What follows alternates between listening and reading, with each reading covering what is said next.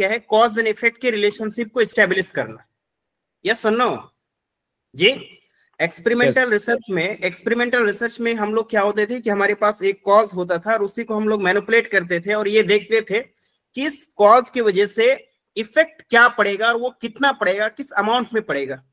तो experimental research में होता था कि कॉज का इफेक्ट क्या है उसको निकालना, उसको फाइंड आउट करना। दैट मीन्स कि कॉज एंड इफेक्ट के बीच रिलेशनशिप क्या है उसको एस्टैब्लिश करना, उसको फाइंड आउट करना। That was the main aim या main objective of the experimental research, है ना, which we have already discussed in the previous classes, right, है ना। तो कॉज हमारे पास होता था, उसकी इफेक्ट क्या होगा, कितना होगा, ये किस मैग्नीट्यूड में होगा, वो हम लोग स्टडी करते हैं। अब एक्स पोस्ट फैक्टो रिसर्च में, है ना जी, एक्स पोस्ट फैक्टो रिसर्च में इसका जस्ट ऑपोजिट है, जस्ट उल्टा है ना। एक्स पोस्ट फैक्टो में, किसका म्यूट है जी, म्यूट करके रखिए, है ना। एक्स पोस्ट फैक्टो रिसर्च में क्या है, इसका जस्ट ऑपोजिट है, जस्ट उल्टा है। अब इसमें क्या है कि कोई इफेक्ट हो गया, है ना जी। एक्स पोस्ट फैक्टो रिसर्च में क्या है, एक्स पोस्ट फैक्टो रिसर्च में क्या है कि कोई इफेक्ट हो गया, है ना, कोई इफेक्ट हो गया, कोई प्रभाव हो गया। अब एक्स पोस्ट फैक्टो रिसर्च का पूरा ये काम ये होगा जी, पूरा काम ये होगा कि उसका कॉज का पता लगाइए कि किस कारण ऐसा हुआ। The main objective of this research is to find out the cause. जी, इफेक्ट ऑलरेडी हो चुका है, इफेक्ट ऑलरेडी हो चुका है जी, इफेक्ट ऑलरेडी हो चुका है। हमें एक्स पोस्ट फैक्टो रिसर्च में किसका पता लगाना है, किसका पता लगाना है, कॉज का पता लगाना है, कारण का पता लगाना है कि किस कारण से ऐसा हुआ है ना। जैसे फॉर एग्जांपल, अगर लोग जो है जी डेली अगर मान लेते हैं कि स्मोकिंग करते हैं, है ना, डेली स्मोकिंग करते हैं, तो स्मोकिंग करना क्या है, स्मोकिंग करना क्या है, एक कॉज है जी। स्मोकिंग करना क्या है, कॉज है। अब स्मोकिंग करने से उनके हेल्थ में क्या इफेक्ट पड़ेगा जी, क्या इफेक्ट पड़ेगा, अगर इसकी मुझे अध्ययन करना हो, इसकी मुझे स्टडी करना हो जी, कि स्मोकिंग करने की वजह से आपके हेल्थ में क्या प्रभाव पड़ेगा, क्या इफेक्ट पड़ेगा, अगर ये स्टडी करना हो तो ये कौन सी स्टडी होगा, ये कौन से स्टडी होंगे, एक्सपेरिमेंटल स्टडी होगा। कौन सा स्टडी होगा, एक्सपेरिमेंटल स्टडी। लेकिन एक्स पोस्ट फैक्टो में क्या कि कोई इफेक्ट ऑलरेडी हो चुका है ना, कोई इफेक्ट ऑलरेडी हो चुका है। अब वो किस कारण हुआ उसका पता लगाना, उसका फाइंड आउट करना, that is the ex post facto research, है ना। जैसे सडनली मान लेते हैं फॉर एग्जांपल मेडिकल साइंसेस में 10-20 लड़का मुझे ऐसा मिले या लोग मिले या एक गांव के लोग ऐसा मिले जिसके बॉडी में कुछ घाव टाइप का हो गया, है ना, कुछ इचिंग टाइप का हो गया, या कुछ फुंसी वगैरह हो गया, है ना। तो that is the effect, yes और नो, दैट इज द प्रभाव इन देयर बॉडी, है ना, that is their health conditions, कुछ निकल गया उसके बॉडी में। अब इनका पता लगाना किस कारण से, है ना, किस कारण से ऐसा हुआ है, ये जो इफेक्ट आपको देख रहा है उसके बॉडी में, ये किस कारण से हुआ, what is the reasons behind that. तो कॉज का पता लगाना, कॉज का पता लगाएंगे कि ये जो इफेक्ट हुआ, ये जो प्रभाव हुआ, किस कारण हुआ, इसकी जब पता लगाएंगे तो ये कौन सा रिसर्च होगा जी, ये कौन सा रिसर्च होगा, एक्स पोस्ट फैक्टो रिसर्च, है ना, एक्स पोस्ट फैक्टो रिसर्च। कहने का मतलब है कि डिपेंडेंट वेरिएबल ऑलरेडी हो चुका है जी। डिपेंडेंट इफेक्ट क्या होता है, इफेक्ट कौन सा वेरिएबल है जी, इफेक्ट कौन सा variable, dependent variable has already occurred, है ना, वी कैन से और नॉट कि dependent variable has already occurred and the researcher will try to find out the cause, है ना। तो यहाँ पे रिसर्चर क्या करेंगे, कॉज का पता लगाएंगे। दैट मीन्स की कौन सा वेरिएबल का, इंडिपेंडेंट वेरिएबल का। एक बहुत फेमस क्वेश्चन यूजीसी नेट में प्रीवियस ईयर में क्वेश्चन पूछा था कि आ researcher study one dependent variable and try to find out the relationship with the independent variable, which type of research the researcher has conducted, है ना। देखिए कितनी बेहतरीन क्वेश्चन था। क्वेश्चन क्या था कि द रिसर्चर स्टडी वन, जी स्टडी वन किस में स्टडी कर रहा है, किस में स्टडी कर रहा है, डिपेंडेंट वेरिएबल पे, है ना, dependent variable, and try to understand the independent variable. किस वेरिएबल के बारे में जानना चाहता है, किस वेरिएबल के बारे में जानना चाहता है, independent variable. Independent which type of research, तो ऑब्वियसली बात है कौन सा रिसर्च होंगे, कौन सा रिसर्च होगा, एक्स पोस्ट फैक्टर, है ना। इफेक्ट ऑलरेडी हो चुका है, इंसिडेंट ऑलरेडी हो चुका है, घटना ऑलरेडी घटित हो चुका है, अब वो घटना किस कारण से हुआ उसका पता लगाना, that is the main objective of which research, x post facto research. Sir इसमें तो जितनी बीमारियां वगैरह हैं, हाँ, वो सारी चीजें इसमें आ जाएंगी, बीमारी वगैरह जितने भी लोग डॉक्टर के पास जाते हैं तो डॉक्टर तो यही करते होंगे। बिल्कुल, है ना जी। हम ये भी कर सकते, ये भी देख सकते हैं, मान लेते हैं कि अभी एक्सपेरिमेंटल रिसर्च नहीं हो रहा है ना, कल होके सारे ज्ञान एकेडमी के बच्चों का जेआरएफ हो जाए, सारे के सारे का हो गया, 35 लोगों का जेआरएफ हो जाए, इसमें भी हमारी एक एक्स पोस्ट फैक्टर रिसर्च कर सकते हैं। What is the reasons behind that कि everyone has qualified UGC NET JRF, जी we can conduct a ex post facto research और नॉट, है कि नहीं, किस कारण से ऐसा हो गया जी। तो जब कारण का पता लगाने के लिए हमारा मकसद क्या हो जी, हमारा मकसद क्या हो, कारण का पता लगाने के लिए रिसर्च कर रहे हो, तो which type of research will occur जी, which type of research, X factor research। Okay, everyone clear, everyone clear, experimental pre test और पोस्ट टेस्ट, हाँ जी, नहीं pre test and post test वगैरह कुछ नहीं है इसमें, है ना, हम यहाँ पे एक्सपेरिमेंट कर ही नहीं है, ट्रीटमेंट दे ही नहीं रहे, कंट्रोलिंग नहीं कर रहे, ठीक है, हाँ, पता लगा रहे हैं, बस पता लगा रहे हैं, है ना। और it is a purely quantitative research, x post facto research भी क्या है, प्योरली क्वांटिटेटिव रिसर्च, है ना। यहाँ पे हम किसी तरह का मैनिपुलेशन नहीं, किसी भी तरह का ट्रीटमेंट नहीं, किसी तरह का हम कंट्रोलिंग भी नहीं कर रहे हैं, isn't it? Are you getting my point? जी यस सर, यस। अब थोड़ा सा हम लोग, हाँ, अब चूंकि हम लोग थोड़ा सा जो है अपनी संतुष्टि के लिए डेफिनेशंस की तरफ आ जाते हैं, और कुछ इंपॉर्टेंट पॉइंट्स, एकदम key points which is very important to understand and which is very important to remember, उनको देखना है, ठीक है।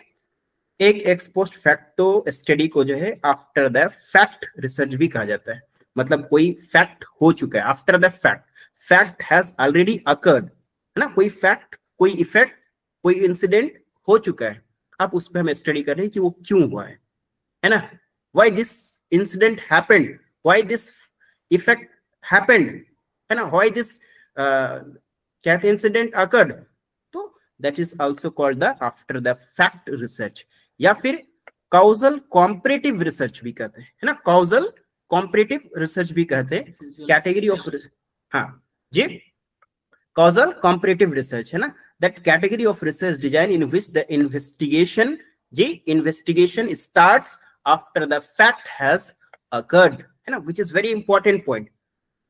ex post facto research को बस यही लाइन क्या कर रहा है जी, यही लाइन क्या कर रहा है, हेलो, यही लाइन क्या कर रहा है, डिफाइन कर रहा है क्या, investigation start, study start, your research start कब, the fact has occurred, without in, but हमारी स्टडी कब स्टार्ट होती है, हमारी इन्वेस्टिगेशन कब स्टार्ट होती है, हमारी एग्जामिनेशन कब स्टार्ट होती है, जब कोई फैक्ट हो चुका है, जब कोई इंसिडेंट जी, कब कोई इंसिडेंट हो चुका है, जब कोई इफेक्ट हो चुका है, isn't it or not जी। Yes sir. एक और पॉइंट देख लीजिए, the ex post facto research, ये without interference from the researcher, इसका अर्थ क्या होगा, मतलब किसी तरह का अनुमान हम नहीं लगाते हैं यहाँ पे, है ना जी। अनुमान लगाना कि हम कब अनुमान लगाते हैं कि क्या होगा, है ना, मतलब भविष्य के बारे में जो अनुमान लगाते हैं, तो इस तरह का कोई हमारी इन्फ्लुएंस नहीं होती है, इन्फ्लुएंस मतलब प्रिडिक्शंस करना, isn't it जी। तो एक्स पोस्ट फैक्टो, है ना, x post facto research is a kind of research in which the researcher predicts the possible causes behind an effect that has already occurred जी।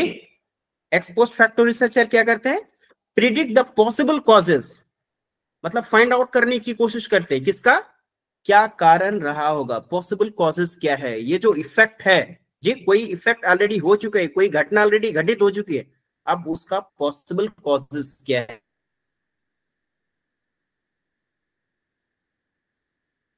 Ex post facto research, है ना। एक और definition है which is also very important, x post facto research, in this kind of research the independent variable have already occurred. Independent variable क्या होगा, already, हाँ जी, हाँ मतलब पहले हो चुका ऑलरेडी एग्जिस्ट हो। इसमें डिपेंडेंट वेरिएबल हुआ रहता सर इफेक्ट में। देखिए हमारी स्टार्टिंग हमारी ऑब्जर्वेशंस कहां से होंगे जी, हमारी ऑब्जर्वेशंस कहां से होंगे, डिपेंडेंट वेरिएबल। मतलब आपके पास देखिए आपके पास होगा क्या जी, हेलो हेलो हेलो, आपके पास क्या होगा जी, इफेक्ट होगा, है कि नहीं जी सर, आपके पास इफेक्ट होगा सर, इफेक्ट होगा, जो डिपेंडेंट वेरिएबल होगा वो होगा सर। ओके ओके, इफेक्ट होगा, तो इफेक्ट कौन सा वेरिएबल है, इफेक्ट कौन सा वेरिएबल है, डिपेंडेंट वेरिएबल है, डिपेंडेंट वेरिएबल सर। हाँ, अब ये इफेक्ट कहां से आया, ये इफेक्ट कहां से आया, इंडिपेंडेंट वेरिएबल, इंडिपेंडेंट वेरिएबल, मतलब इंडिपेंडेंट वेरिएबल अपनी प्रभाव छोड़ेगा तब तो इफेक्ट आएगा जी, इंडिपेंडेंट वेरिएबल अपना प्रभाव छोड़ेगा तब तो, मतलब इंडिपेंडेंट वेरिएबल अपना जो कैरेक्टरिस्टिक छोड़ेगा तब तो आपके पास प्रभाव आएगा। मतलब इंडिपेंडेंट वेरिएबल ऑलरेडी हो चुका है जी, ऑलरेडी वो हो चुका है, बट हम स्टडी किस में कर रहे हैं जी, स्टडी किस में करेंगे, इफेक्ट में करेंगे, और पता किसका लगाएंगे, डिपेंडेंट वेरिएबल में करेंगे, और पता किसका लगाएंगे, पता किसका लगाएंगे, इंडिपेंडेंट वेरिएबल का पता लगाएंगे, इंडिपेंडेंट वेरिएबल का पता लगाएंगे। तो इज इट वेरी क्लियर जी, इज इट वेरी क्लियर कि आपको स्टडी कौन सी वेरिएबल पे करना है, स्टडी कौन सी वेरिएबल पे करना है जी, स्टडी कौन सी वेरिएबल पे करना है, इन्वेस्टिगेट कौन सी वेरिएबल, डिपेंडेंट वेरिएबल पे, डिपेंडेंट वेरिएबल करना है, इंडिपेंडेंट का पता लगाना है, और इंडिपेंडेंट वेरिएबल का पता लगाना है। Is it okay, everyone clear? Yes sir, yes है ना, यस सर जी, हाँ यस, ओके। चलिए ये पॉइंट भी याद रख लीजिएगा कि investigation start after the fact has occurred. अगर एक लाइन में अगर आपको एक्स पोस्ट फैक्टो रिसर्च को डिफाइन करना हो तो बस investigation start after the fact has occurred and after the incident has occurred जी, डिपेंडेंट वेरिएबल हैज अकर्ड, है ना, और डिपेंडेंट वेरिएबल पे स्टडी करनी है। He then studies the independent variable in retrospective for their possible relation in to the effect, है ना जी, retrospective ये वर्ड याद रखिएगा, which is also a very important point। ये retrospective analysis है ना जी, ये क्या है, retrospective analysis है, मतलब हम उल्टे तरीके से चल रहे हैं कि नहीं जी, कोई इफेक्ट हो चुका हुआ है, कोई इफेक्ट हो गया, कोई इंसिडेंट हो गया है जी, कोई इंसिडेंट हो गया है, और हम किसका पता लगा रहे हैं, हम किसका पता लगा रहे हैं जी, किसका पता लगा रहे हैं, इंडिपेंडेंट वेरिएबल का, independent variable, that is the retrospective analysis, है ना, दैट इज क्या जी, दैट इज क्या, रिट्रोस्पेक्टिव एनालिसिस। तो हम यहाँ पे क्या करते हैं, रिलेशनशिप निकालते हैं जी, रिलेशनशिप निकालते हैं किसके और किसके बीच का जी, किसके और किसके बीच का, डिपेंडेंट हेलो और इंडिपेंडेंट वेरिएबल्स के बीच का। चलिए अभी वॉइस क्लियर है ना मेरा? यस सर, जी क्लियर है, यस है ना। देखिए अच्छा, ये वाला टर्म पे आप लोग ये नहीं बोले कि then studies the independent variable, है ना जी, इंडिपेंडेंट वेरिएबल पे स्टडी नहीं हो रही है, स्टडी पे डिपेंडेंट वेरिएबल पे, है ना। और पता किसका लगा रहे हैं, पता किसका लगा रहे हैं जी, पता किसका लगा रहे हैं, इंडिपेंडेंट वेरिएबल। हाँ, यहाँ पे क्लियरली लिख दिया है रिट्रोस्पेक्टिव, है ना। रिट्रोस्पेक्टिव मतलब क्या, मतलब उल्टे तरीके से, है ना, रिट्रोस्पेक्टिव एनालिसिस मतलब बैकवर्ड तरीके से। तो बैकवर्ड तरीके से हम स्टडी कर रहे हैं, इट मींस दैट कि हम किसकी स्टडी कर रहे हैं, किसके स्टडी कर रहे हैं, डिपेंडेंट वेरिएबल का, है ना। हम स्टडी किसकी कर रहे हैं, डिपेंडेंट वेरिएबल का, and try to find out the independent variable. Is it okay? हाँ जी, हाँ जी, क्लियर है जी। देखिए डिफरेंस है, हाँ, एक तरीके से अगर देखेंगे experimental research and x post facto research, तो दोनों में किसका रिलेशनशिप निकालते हैं हम लोग, दोनों में किसका रिलेशन निकालते हैं जी? दोनों में किसका रिलेशन निकालते हैं? कॉज एंड इफेक्ट की रिलेशनशिप निकालते हैं, कॉज एंड इफेक्ट की रिलेशनशिप निकालते हैं ना, कॉज एंड इफेक्ट की रिलेशनशिप निकालते हैं हम लोग किसमें जी? किसमें? Experimental research and x post facto research. लेकिन अगर आपका जो एक्सपेरिमेंटल, लेकिन सर इंडिपेंडेंट वेरिएबल को हम उसमें कंट्रोल करते हैं। हाँ, और एक्सपेरिमेंटल रिसर्च आपका किधर से किधर जाता है? एक्सपेरिमेंटल रिसर्च किधर से किधर जाता है? कॉज टू इफेक्ट की तरफ जाता है। इसमें सर इफेक्ट से कॉज की तरफ जाते हैं, और इसमें कॉज से कॉज की तरफ जाता है ना? दैट इज द, हाँ, that is right, and that is the difference, and that is the difference between experimental research and मतलब ex post facto research। और सिर्फ इतना ही डिफरेंस नहीं है, बहुत सारी डिफरेंस है। हम ex post facto रिसर्च में किसी तरह का ट्रीटमेंट नहीं देते हैं, किसी तरह का मैनिपुलेशंस नहीं करते हैं, है ना ही मैनिपुलेशंस कर सकता है और ना ही कंट्रोल कर सकते हैं जी। ना ही क्या कर सकते हैं हम लोग? कंट्रोल कर सकते हैं, और ना ही कंट्रोल होता है ex post facto रिसर्च में। तो कई सारी डिफरेंशिएशन है कि नहीं? हाँ, लेकिन आपको देखने में लगेगा कि मकसद दोनों का सेम है, कॉज एंड इफेक्ट रिलेशनशिप को एस्टेब्लिश करना। लेकिन एक कॉज से इफेक्ट की तरफ जाता है, दूसरा इफेक्ट से किसकी तरफ जाता है? कॉज की तरफ जाता है, isn't it? हाँ जी। From what is done afterwards, जो कुछ हो चुका है, हाँ, जो कुछ हो चुका है उसके बाद स्टडी करके उनके कॉज का पता लगाना। Where independent variable is not manipulated which has already occurred, है ना, जो पहले ही हो चुका है, अब उसका इफेक्ट को हम लेके स्टडी करेंगे कि क्या, किस कारण से ये इफेक्ट आया हमारे पास। तो that what exactly the ex post facto research. Everyone clear? हाँ जी, यस और no? Yes sir, yes sir, yes sir, yes sir, yes sir. याद रहेगा, है ना? 2-3 की पॉइंट्स हैं जो आप याद रखिएगा। क्या क्या जी? आफ्टर द फैक्ट, है ना? क्या क्या याद रखिएगा जी? आफ्टर द फैक्ट, है ना? After the fact. And study one क्या किसमें करेंगे? स्टडी वन डिपेंडेंट वेरिएबल, है ना? Study one dependent variable and try to find out the relationship with independent variable, है ना जी? अगर स्टडी की बात करें तो कौन सी स्टडी है? रिट्रोस्पेक्टिव एनालिसिस, है ना जी? Looks back at the past events, है ना जी?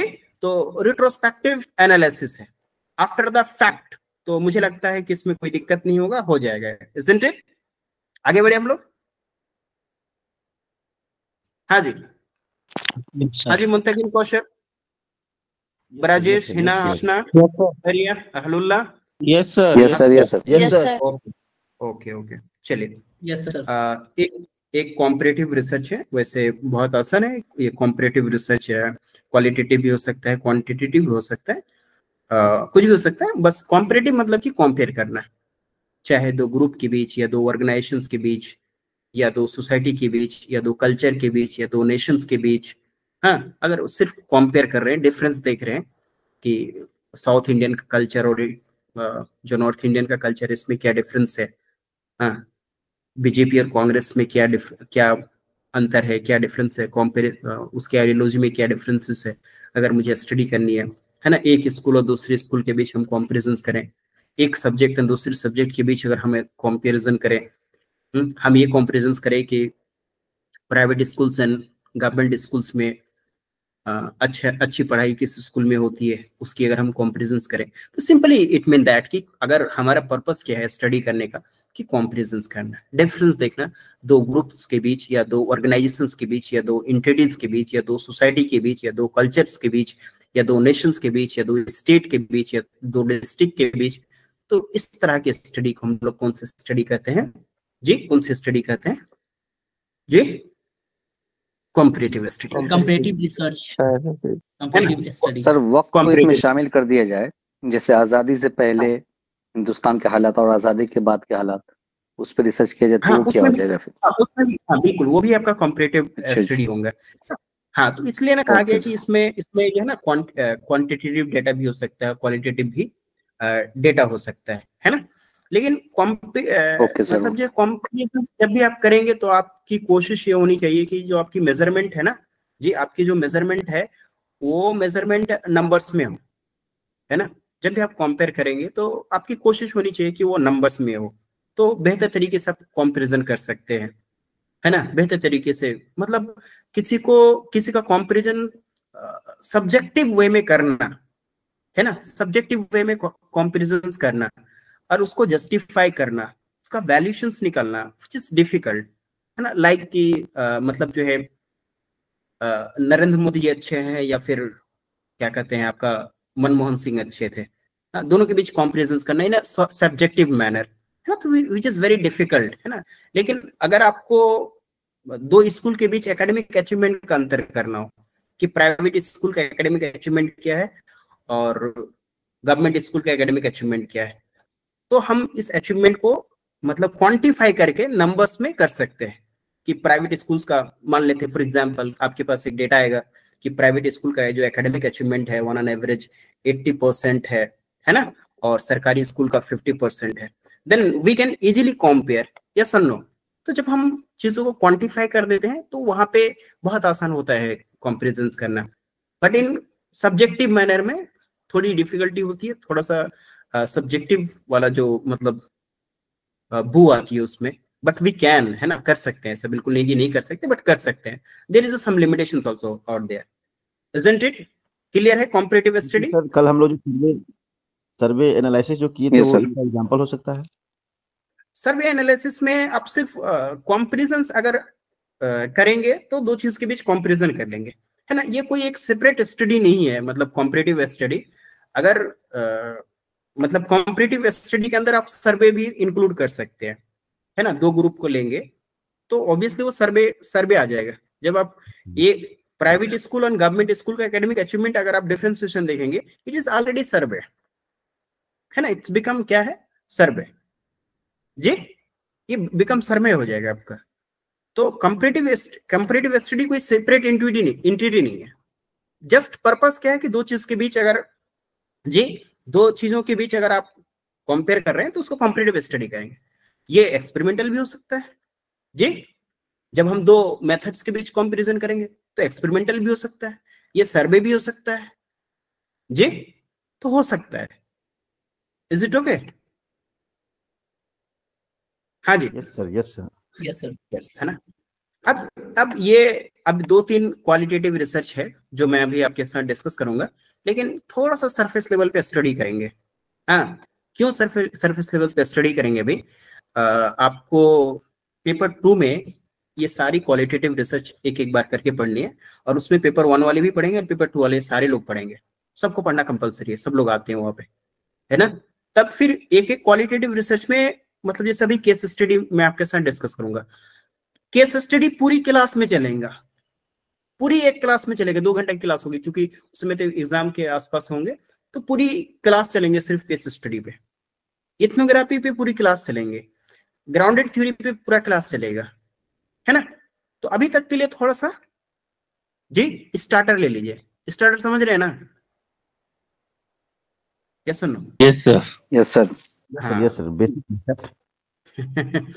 आज आज आज के डेट में सब लोग जो है वो उसमें खाना खाना शुरू कर दिया ना, रेस्टोरेंट में, है, सब सीख गया है।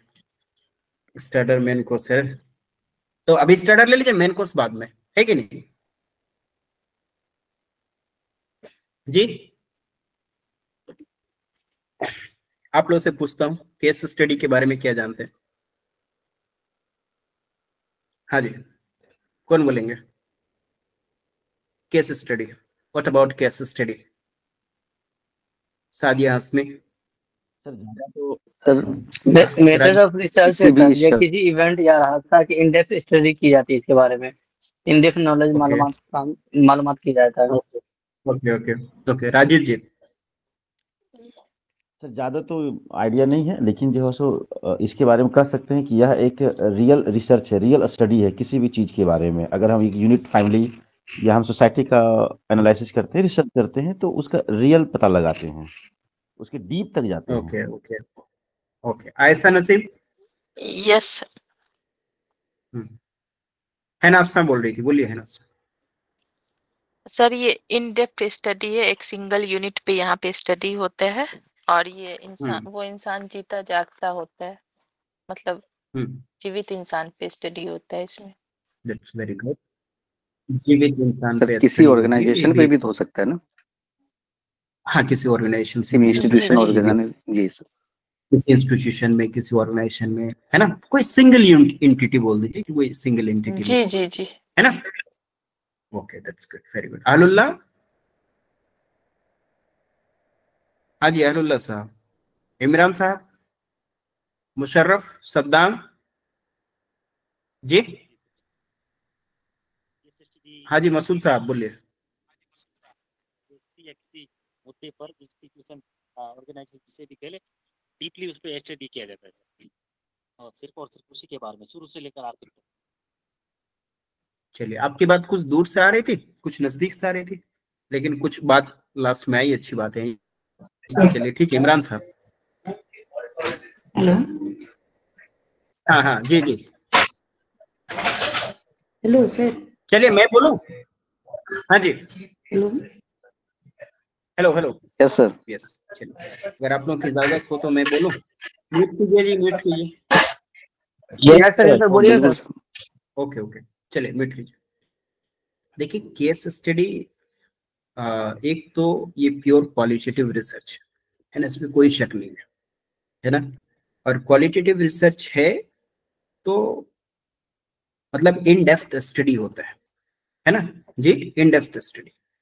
और वो भी कोई पागल रिसर्चर से पूछ लिया गया था कि सबसे ज्यादा इन डेप्थ स्टडी कौन सा होता है क्वालिटेटिव रिसर्च में, है ना। तो उसका जवाब था कि केस स्टडी सबसे ज्यादा इन डेप्थ होता है ना।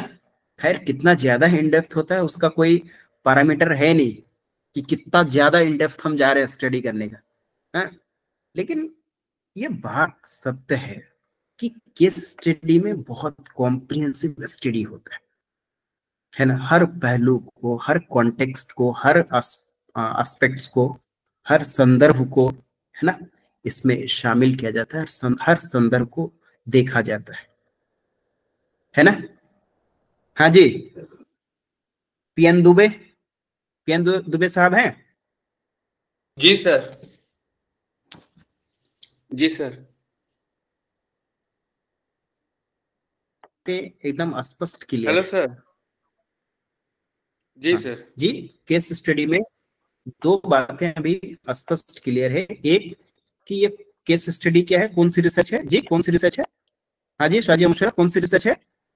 क्वालिटेटिव रिसर्च, यस है ना, क्वालिटेटिव।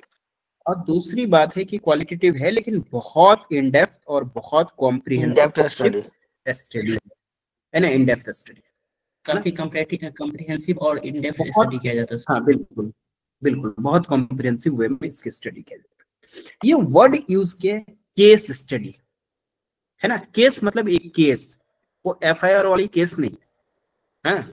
मतलब यहाँ पे केस का कहने मतलब है कि कोई यूनिक फीचर या कोई यूनिक कैरेक्टरिस्टिक या कोई भी यूनिकनेस, इसको एज ए केस देखा जाता है कि एक केस है ना। कोई यूनिक कैरेक्टरिस्टिक या कोई यूनिक फीचर, है ना, चाहे वो ऑर्गेनाइजेशंस का हो या किसी आदमी का हो या किसी स्कूल का हो या कोई इवन की टीचिंग मेथड्स का हो, है ना। अगर कोई ऐसा बोले एक्स्ट्रा ऑर्डिनरी एग्जिस्टेंस अगर उसका है, एक्स्ट्रा ऑर्डिनरी एग्जिस्टेंस, ठीक है, तब फिर उसमें क्या चीज करने की जरूरत है, उसको हम एज ए केस लेंगे। उसको क्या लेंगे? As a case. और उस केस को इन डेप्थ जानने की कोशिश करनी है कि आखिर इसके पीछे जी ये जो केस है, ये जो कैरेक्टरिस्टिक है, ये जो यूनिकनेस है, हाँ, उनके बारे में बेहतर स्टडी, इन डेप्थ स्टडी करने की जरूरत है। जैसे खैर अभी तो हाँ जी, किसी बालक की अधिगम निर्योग्यता के संबंधित हम उसके विभिन्न पहलुओं को जानने का प्रयास करते हैं कि किन कारणों से, इकोनॉमिक कंडीशन है, फैमिलियर है, सोशल है, या अन्य कोई इवेंट्स का प्रभाव है। तो किन कारणों से हम उसकी अधिगम निर्योग्यता को भी जानने का प्रयास करते हैं और उससे संबंधित जो समस्या है, प्रॉब्लम को सॉल्व करने के लिए ये प्रक्रिया को अपनाते हैं सर। बिल्कुल बिल्कुल बिल्कुल, है ना जी। तो दैट इज द ना केस स्टडी, है ना। तो आपके पास क्या होनी चाहिए, केस होनी चाहिए। और वो केस क्या होनी चाहिए, वो केस क्या होनी चाहिए, एक सिंगल यूनिट में होनी चाहिए। किस में होनी चाहिए जी, किस में होनी चाहिए, एक सिंगल यूनिट में होनी चाहिए, एक सिंगल यूनिट का। चाहे वो सिंगल यूनिट कोई एक पर्सन हो जी, कोई एक आदमी हो जी, कोई एक आदमी हो, या फिर कोई एक स्कूल हो जी, या फिर कोई एक क्या हो, स्कूल हो, या फिर कोई ऑर्गेनाइजेशन हो जी, कोई ऑर्गेनाइजेशन हो, या फिर कोई ऐसा टेक्नोलॉजिकल एडवांसमेंट हो, मतलब या कोई ग्रुप हो, या कोई एक पॉलिटिकल पार्टी हो, या कोई एक ऐसा आदमी आपको मिल जाए जो कभी चुनाव नहीं हारता है, कभी इलेक्शन नहीं हारता, या उन्होंने सिर्फ जीवन में सक्सेस ही सक्सेस पाया। मतलब व्हाटएवर, अगर कोई आपको केस मिलता है और यूनिक केस मिलता है, यूनिक फीचर मिलता है, एक्स्ट्रा ऑर्डिनरी चीजें मिलता है, देन फिर उसके बारे में आप एक कॉम्प्रिहेंसिव स्टडी, मतलब एक केस स्टडी कर सकते हैं। जैसे हनाफ साहब ने कहा कि सर ये सिर्फ प्रेजेंट स्टडी होती है, एकदम डिस्क्रिप्टिव रिसर्च का एक टाइप है केस स्टडी, प्रेजेंट में होती है, प्रेजेंट सिनेरियो में होता है ना, फ्यूचर में नहीं करेंगे। जैसे फॉर एग्जांपल आप लोग माउंटेन मैन माझी का नाम सुने हैं? यस सर, बेशक। Yes sir, yes sir. हाँ, उसमें बहुत बेहतरीन केस स्टडी हो सकता है। खैर वो तो अभी जिंदा है नहीं शायद, है ना, शायद क्या है नहीं, वो जिंदा है ना, उनका बेटा वगैरह है, वो लोग भी बूढ़े हो गए, तो उसमें बहुत बेहतरीन केस स्टडी हो सकता है। कैंसर से मौत हो गया था 2007 में, 2007 में, है ना। तो उन पे एक बेहतरीन केस स्टडी हो सकता है, हुआ भी होगा। जब उन पे फिल्म बन गया, इतना बड़ा फिल्म बन चुका है, तो केस स्टडी भी हो चुका है ना। फिल्म खुद एक अपने आप में एक, मतलब समझ लीजिए केस स्टडी। आप समझिए कि मतलब उस आदमी के आप जानने का ये मतलब जरूरत था कि उस आदमी के अंदर क्या जुनून था, क्या पैशन था, है ना, कितनी करेज था उसमें, उस आदमी में।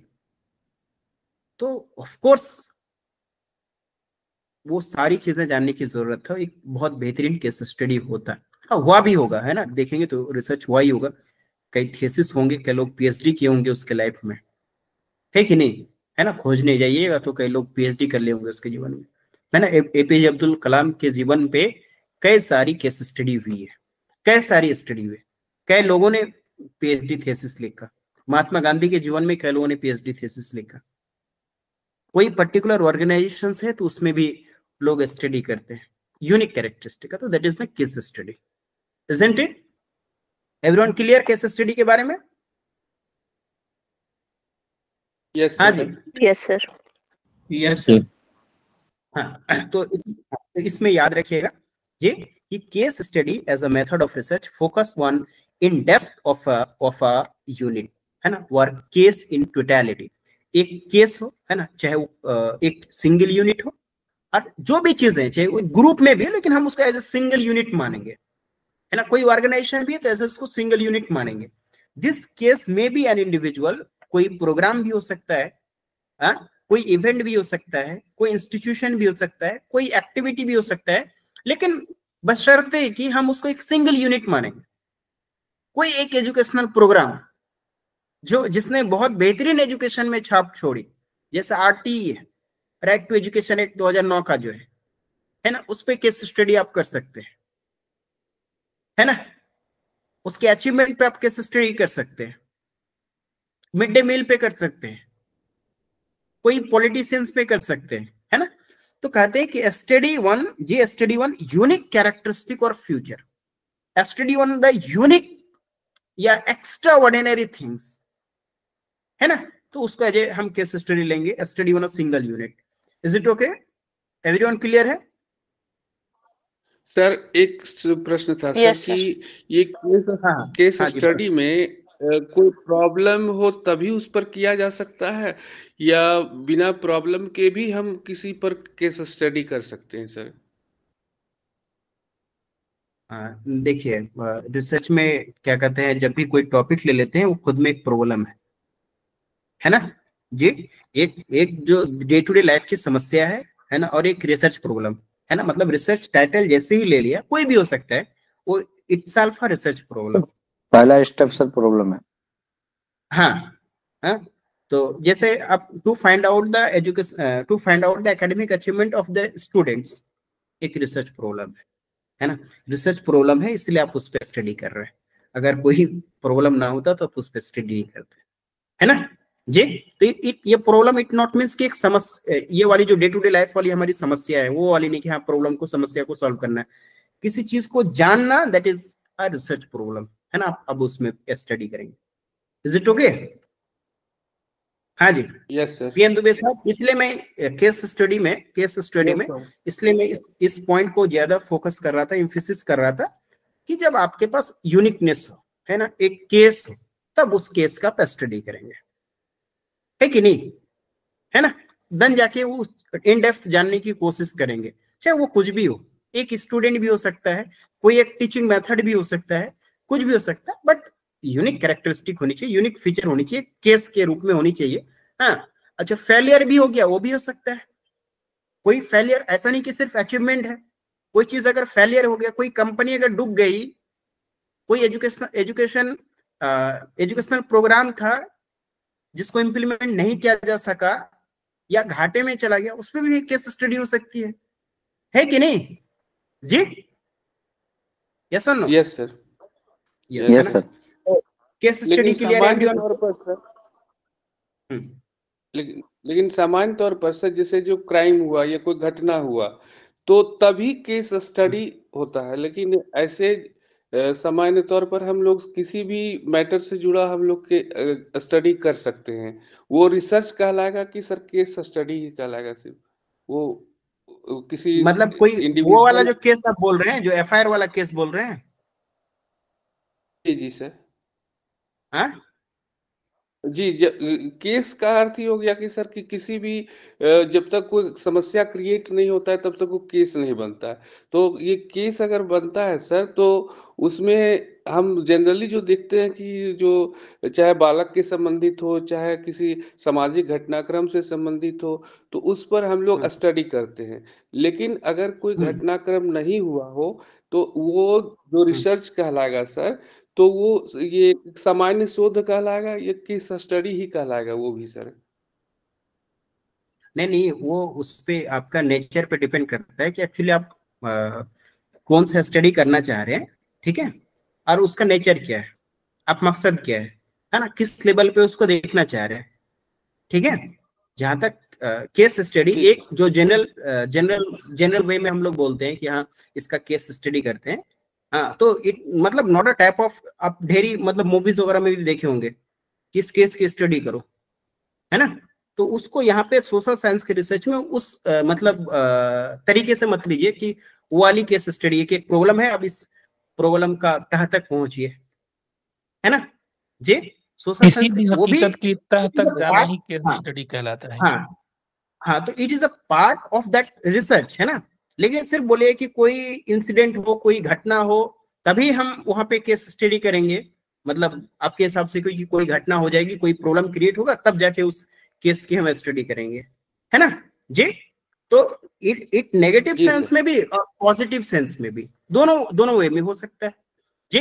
कोई खतरनाक एक क्रिमिनल है, वहां पे भी हम केस स्टडी कर सकते हैं कि यार इतनी खतरनाक क्रिमिनल ये बना तो कैसे बना, है कि नहीं जी। कोई बहुत बड़ा बिजनेसमैन बन गया, अडानी अंबानी जैसा, उस पर भी हम केस स्टडी कर सकते हैं। तो दोनों वे में, जरूरी नहीं कि कोई इंसिडेंट, कोई घटना घट जाएगा तभी हम उसमें जाके केस स्टडी करेंगे कि हाँ अब इसका पता लगाओ कि ये ऐसा क्यों हुआ, है कि ज्ञान एकेडमी के सारे स्टूडेंट जीआरएफ निकाल लिए, इस पे भी केस स्टडी कहलाएगा। हाँ, अब एक बार सब कोई निकाल लिया तो हो सकता है कि तुक्के में निकल लिया, 10 साल तक ये लगातार ऐसा ही दे रहा है, तो it is a part of case study जी। एक बार निकाल दिया सारे लोग, तो बोले तुक्के में निकल गया होगा, है ना जी, या घूस घास देके निकाल दिया होगा। अब सारे साल निकाल रहा है, कैसे पॉसिबल है सर? नहीं मतलब फॉर एग्जाम्पल सारे के सारे स्टूडेंट निकाल लेंगे एक साथ, ये पॉसिबल। तो और उसके बाद फिर दूसरे ईयर में लगभग सिमिलर रिजल्ट हो, तीसरे ईयर में भी लगभग सिमिलर रिजल्ट हो। It is a part of, जैसे आप लोग सुपर 30 का नाम सुने होंगे जीवन में। यस सुपर यस 30 यस आनंद सर वाला, आनंद सर वाला, ये मूवी भी बना उस पे, है कि नहीं? आनंद सर वाला, हाँ आनंद सर वाला, उसमें मूवी भी बना। हाँ केस स्टडी, उसको कैम्ब्रिज में ऑक्सफोर्ड में बुलाते रहता है, गमछा डाले आदमी पहुंच जाता है। कई सारे जो है प्राइज मिल चुका है। हाँ प्राइम मिनिस्टर के साथ उसका उठना बैठना होता है। जी उस पे केस स्टडी फिल्म बन गया, तो मतलब केस स्टडी का कितना सारा पीएचडी थीसिस बन चुका होगा उस पे, है ना? तो ये, हाँ जी राजीव जी हैंड रेज कर रहे हैं, बोलिए। सर ऐड करना चाहूंगा, हाँ जी soon we will watch a movie on ज्ञान एकेडमी। हाँ जी जल्द ही ज्ञान एकेडमी के ऊपर भी मूवी बनेगा सर, जैसा आप लोगों का डेडिकेशन है। अरे आप लोग जो है सारा जेआरएफ क्वालिफाई कीजिए, आप लोग मेहनत कीजिए, उसका फायदा हम लोग को हो जाएगा जी। सर मैं यहाँ कह रहा था कि क्या, सर मैं यहाँ कह रहा था कि केस स्टडी का यहाँ पे तात्पर्य यह नहीं हो सकता है कि डीप अध्ययन, गहरी अध्ययन और रियल अध्ययन? एकदम, वो तो मैंने कहा ही है कि डीप अध्ययन, हाँ जी, और रियल अध्ययन, प्रेजेंट अध्ययन, जी बिल्कुल। चलिए एक और स्टडी पे आ जाए हम लोग, ethnography study which is also very important. जी यस यस सर, हाँ जी यस है ना। अभी तक हम लोगों ने दो स्टडी के बारे में डिस्कस किया, एक एक्सपोर्ट फैक्टर रिसर्च और एक केस स्टडी। अब एक इथनोग्राफी रिसर्च के बारे में डिस्कस करेंगे। ये भी हमें फिर से पढ़ना है, बस यहाँ पे सिर्फ एक ओवरव्यू देंगे, एक लाइक मतलब जो है टेलर टाइप का, देन फिर हम लोग असल जो इथनोग्राफिक रिसर्च है वो हम लोग थोड़ा सा बाद में पढ़ेंगे। बस एक सेकंड, है ना।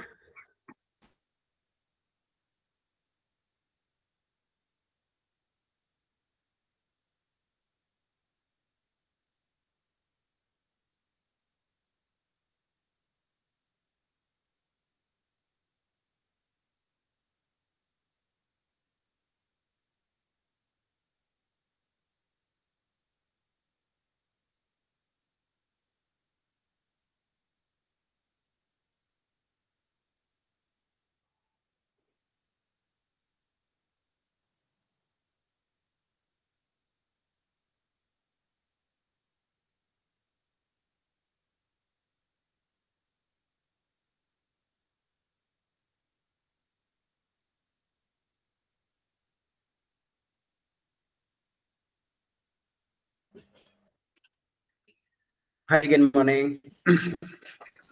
Hello. Hello. Good morning. जी सर, गुड मॉर्निंग। हाँ जी, नेमत अली,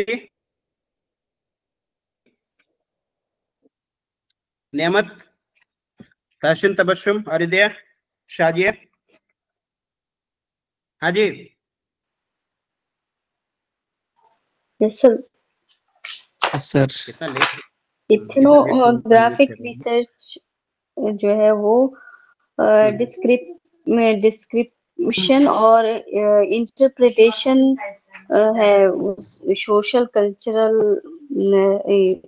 सोशल और कल्चरल ग्रुप का या किसी सिस्टम का, जिसको हम अंडरस्टूड करने के लिए ये इथनोग्राफी करते हैं। ये फोकस्ड है या ये एग्जामिन करता है किसी भी बिहेवियर का या उसके बिहेवियरल पैटर्न का। वेरी ये प्रोलॉन्ग ऑब्जर्वेशन है किसी भी इवेंट का। वेरी गुड एकदम हमारा ही सर, और इसमें पार्टिसिपेंट ऑब्जर्वेशन होता है सर। पार्टिसिपेंट ऑब्जर्वेशन होता है, गुड। हाँ जी साजिया मुशर्रफ, इतना हमारा ही कंटेंट पड़ गया है। मुंतकिम कौशल, जी मुंतकिम कौशल, हाँ बोलिए सर। ये सबसे पहले तो वही क्वालिटेटिव रिसर्च के अंदर आता है और ये बेसिकली ऑब्जर्व करते हैं इसमें नेचुरल एनवायरनमेंट में पीपल को, उसके ट्रेड को, उसके ट्रेडिशन को। अच्छा चलिए ठीक है, बहुत बहुत खूब, बहुत खूब। चलिए मैं बोलूं आप कुछ, इजाजत है आप लोग का? किसी भी कल्चर। ओके, हाँ बोलिए बोलिए। सर बेसिकली ये किसी कल्चर को ये किसी भी करता है। कल्चर वगैरह के बारे में। Okay, that's a very good point है, that's a very valid point. Okay, good good, very good. चलिए अब मुझे इजाजत है कुछ बोलने का, अगर आप लोग बोलिएगा तो बोलेंगे, नहीं तो कोई बात नहीं। Yes sir. जी जी sir. Okay, you are most welcome. अच्छा देखिए, ओके राजीव जी, मैं सभी को बोल रहे हैं, जब आप लोग को मैं टॉपिक शेयर कर देते हैं, है ना, और जो घर से पढ़ के आना है, ये हमारा कंटेंट मत पढ़ के आया कीजिए, ठीक है जी, वो तो मैं आपके साथ डिस्कस करूंगा। आप लोग क्या कीजिए, किताब वगैरह पढ़ के आइए या कोई आर्टिकल वगैरह पढ़ के आइए। हाँ जी जिक्रुल्लाह साहब, इग्नू का सर आपका जो कंटेंट रहता है या आपका जो समझाने का तरीका इतना ही खूबसूरत, इतना ही अच्छा है कि हम लोग को उसके अलावा दूसरा कोई अच्छा ही नहीं लगता है, ना समझ में दूसरा इतना अच्छा से आ पाता है सर। नहीं किताब पढ़ना जरूरी है आपका। नहीं वो बात नहीं है। देखिए किताब पढ़ना ना, कंटेंट पढ़ना बहुत जरूरी है। उसमें जो आपका कॉम्प्रिहेंशन, जानते हैं ना इंग्लिश, क्योंकि एग्जाम आप लोग को इंग्लिश में देना है ना, और आप में से कई लोग जो है, और सब लोग मतलब उतना हमारी इंग्लिश अंडरस्टैंडिंग उतना उस लेवल का नहीं, तो हमें इंग्लिश भी अच्छी करनी है ना। एग्जाम में जो क्वेश्चन पूछेगा ना, वो ऐसा ऐसा इंग्लिश में ट्विस्ट करता है, हिंदी भाषा में ट्विस्ट कर दे तो हमको दिक्कत हो जाता है, लेकिन इंग्लिश में भी ट्विस्ट करता है, तो हमें इंग्लिश की अंडरस्टैंडिंग होनी चाहिए, है ना। तो हमको क्या करना है, आर्टिकल वगैरह पढ़िएगा, उससे 2-3 फायदे हैं। एक तो आपकी इंग्लिश अच्छी हो जाएगी, दूसरा 2-4 पॉइंट एक्स्ट्रा मिलेगा, तो आपको यहाँ पे अपॉर्चुनिटी मिलेगा एड ऑन करने का। हाँ सर, केस स्टडी में 3 पॉइंट हमारा अलग है, ऐड कीजिए, है कि नहीं, मोस्ट वेलकम। सर इथनोग्राफी में 2 पॉइंट हम ऐड करना चाहते हैं जो आप बोले नहीं है, ऐड कीजिए, है कि नहीं। तो दैट इज ना मतलब बिग अपॉर्चुनिटी की स्कोप है। देखिए हम लोग 35 लोग हैं, है ना, सब लोग एक एक एक्स्ट्रा पॉइंट करके ऐड करें, बताइए कितना सारा होगा, है कि नहीं जी। तो best researcher, best professor, best teacher तो सब आप ही लोग बैठे हुए हैं यहाँ पे, है कि नहीं। गलत बोल रहे हैं, बोलिए कि गलत बोल रहे हैं सर, है ना। इसलिए क्या कीजिए, बाहर का कंटेंट पढ़ के आइए, और उसके बाद फिर ये वाला जो कंटेंट है वो तो मैं आपके साथ डिस्कस करूंगा। खैर आ जाए इथनोग्राफी में। हाँ जी, यस सर। आ जाए इथनोग्राफी। Yes sir. इथनो का एक्चुअली में इथनोग्राफी, इथनो का मीन्स होता है कि ह्यूमंस का स्टडी करना, है ना, टू स्टडी द ह्यूमंस, है ना, ह्यूमन की स्टडी करना, दैट इज द इथनो, है ना, इथनोग्राफी।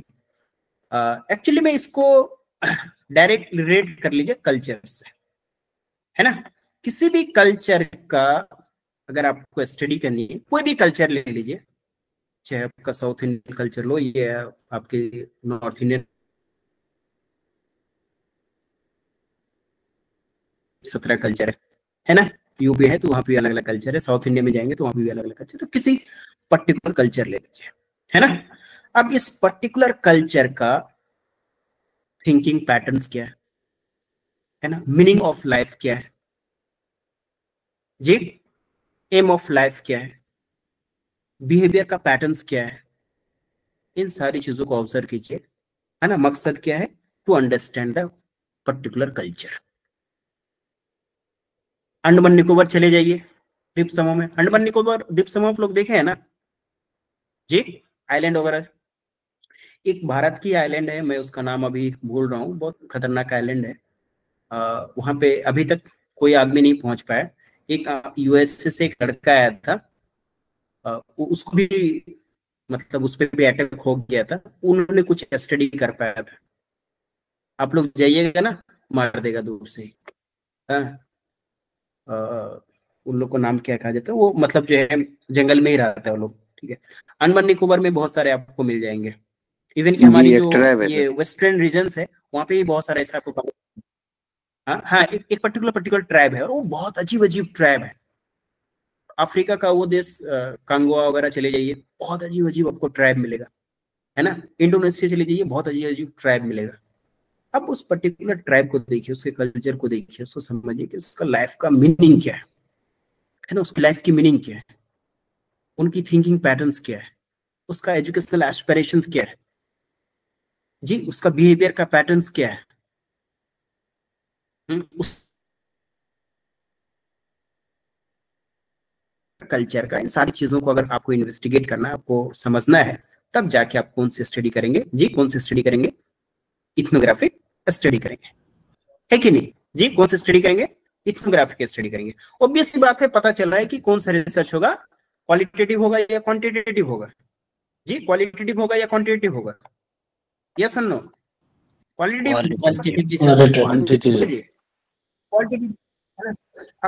होगा, प्रोलॉन्ग ऑब्जर्वेशन होगा, बिल्कुल, और प्रोलॉन्ग होगा, प्रोलॉन्ग मतलब बहुत लंबे समय के लिए होगा, और पार्टिसिपेंट ऑब्जर्वेशन होगा।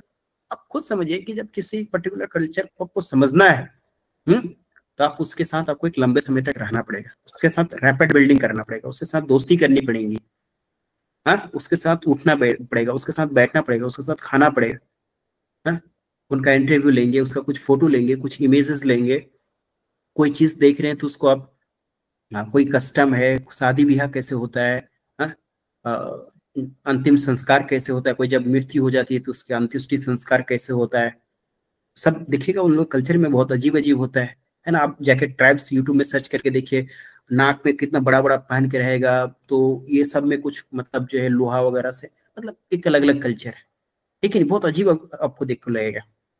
तो क्या है ना, उसकी कस्टम क्या है, उसकी रीति रिवाज क्या है ना, वो दुनिया के क्या समझते हैं, अपने जीवन का वे ऑफ लाइफ क्या है ना, तो किसी पर्टिकुलर कल्चर का अगर आप समझने की कोशिश करेंगे, उस कल्चर को जानने की कोशिश करेंगे, वो उस कल्चर में रहने वाले लोगों की बिहेवियर को स्टडी करना चाहेंगे, देन फिर we'll do this type of research जी, कौन सी research, ethnographic research, ethnography research, isn't it? हाँ जी, क्लियर है सभी को, यस सर, है ना। एक और स्टडी है, आज तो खत्म हो ही जाएगा, एक है grounded theory.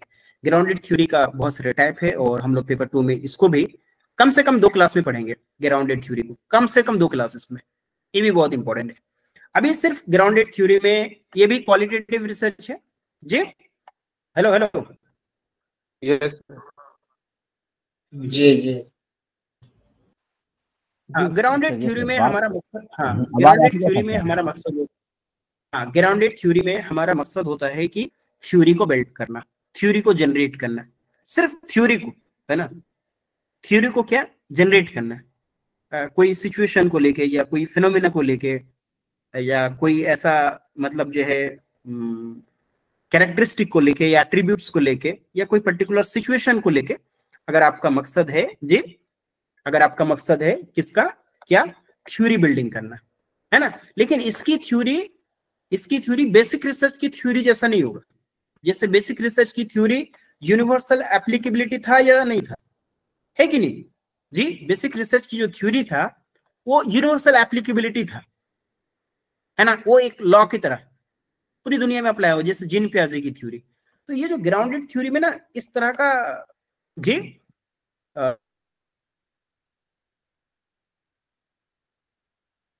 Gene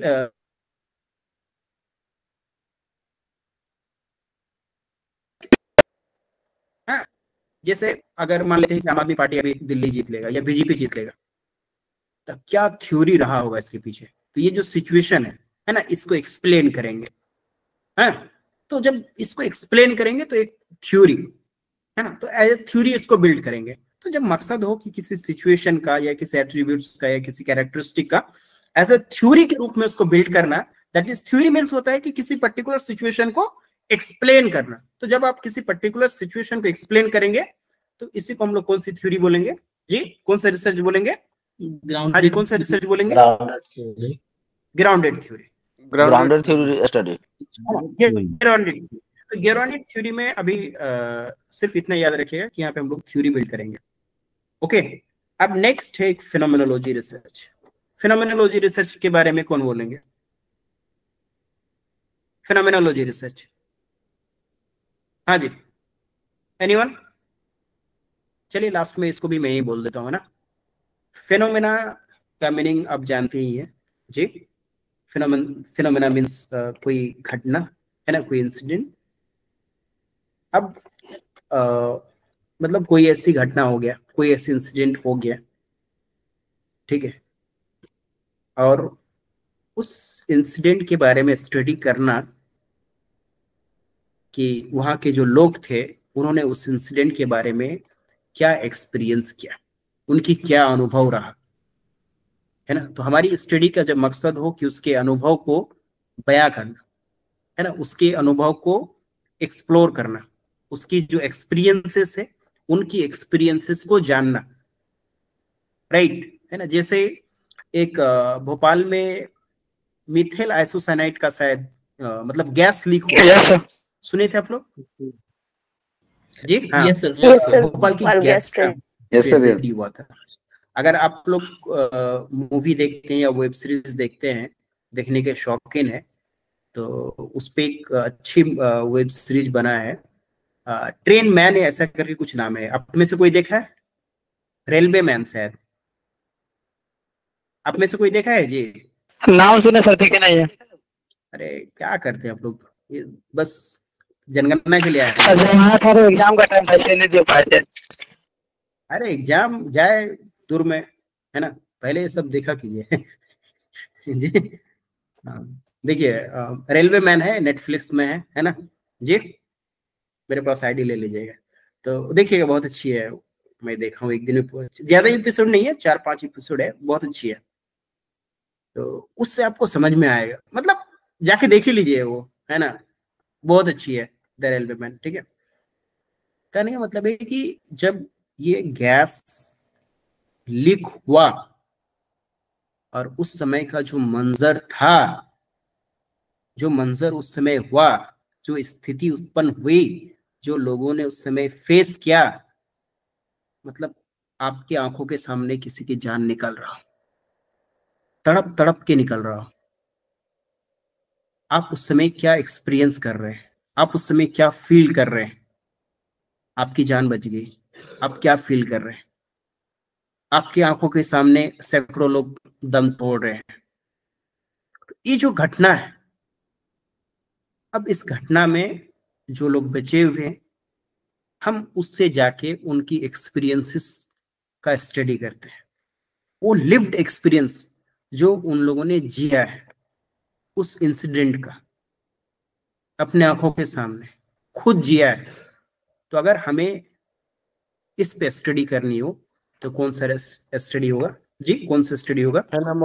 phenomenological study, है ना। यहाँ पे लाइव एक्सपीरियंस है ना, लाइव एक्सपीरियंस मतलब अपने आंखों के सामने वो मंजर जो अपने आंखों के सामने देखा, जो खुद से महसूस किया, वो वाली मंजर। कई सारी दंगा का है ना सर? हाँ, आज भी, अभी भी आप भोपाल में चले जाएंगे तो उसका अभी तो थोड़ा सा घट गया है, लेकिन हाँ भोपाल में भी जाएंगे तो आपको सबसे ज्यादा बोलते हैं ना पागल लोग, आपको सबसे ज्यादा भोपाल में देखने को मिलेगा, है ना। अभी हम लोग थे भोपाल में, मैंने भोपाल से एमएड किया है तो मैं 2 साल वहां पे रहे, तो रोड में सबसे ज्यादा आपको देखने को मिलेगा, है ना। तो उसका इफेक्ट जो है अभी भी आपको देखने को मिलेगा। अब वो असर जो है ना, भोपाल के भोपाली लोग, जो ओरिजिनल भोपाली लोग है ना, जिन लोग में इफेक्ट पड़ा था, है अभी भी है। हाँ, जैसे हिरोशिमा और नागासाकी में जो बम ब्लास्ट किया गया था, एटम बम, सालों भर लंगड़े लूले बच्चा पैदा होते रहे, है कि नहीं? जापान में सालों भर होता रहा, है ना। तो इस तरह की जो इंसिडेंट है, इस तरह के एक्सपीरियंसेस को स्टडी करने के लिए, इस तरह के अनुभव को स्टडी करने के लिए जी फिनोमेनोलॉजिकल स्टडी होता है। हाँ, लेकिन इसके लिए आपको सैंपल क्या लेना पड़ेगा जी? इसके लिए क्या सैंपल लेना पड़ेगा?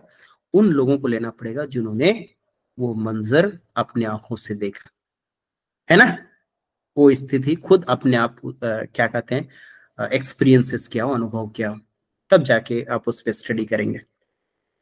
ये जो दंगे हो जाते हैं, हैं, उसमें भी आप एक फिनोमेनोलॉजिकल स्टडी कर सकते हैं, है कि नहीं जी? तो ये आपका फिनोमेनोलॉजिकल स्टडी है। होप सो कि इट विल बेटर क्लियर। जी everyone please. Yes sir. Yes sir. Yes sir.